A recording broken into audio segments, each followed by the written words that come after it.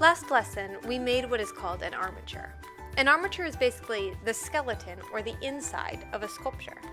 Today, we're going to make the outside, or the skin, using something called plaster strips. To use plaster strips, you'll start with a strip and you'll dip it in water. Pull it out, and then smooth out the surface a little bit. All you have to do is run your fingers along the dots or the holes that you see, and that will do the trick of smoothing.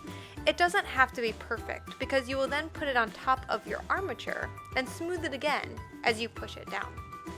Your teacher will have cut out different sized strips for you.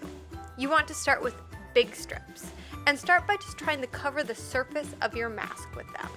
Smooth them as you put them down, and make sure you use your finger to really push the strips into the edges of your objects so that the edges are still nice and crisp. You can drape the strips over areas that you want to cover the holes of, and you can also use small strips to wrap pieces that are small. You do want to make sure that you tuck the strips around the back of your mask on the edges to make sure that the edges stay smooth. So, you only need 1, at most 2 layers of strips on your mask, and it will still dry hard. It dries kind of fast, so you might notice it drying and getting harder even as you work. To recap, start with your large pieces. Smooth them as you put them on your armature. Poke and tuck them into the edges of your armature. Wrap smaller strips around your smaller pieces.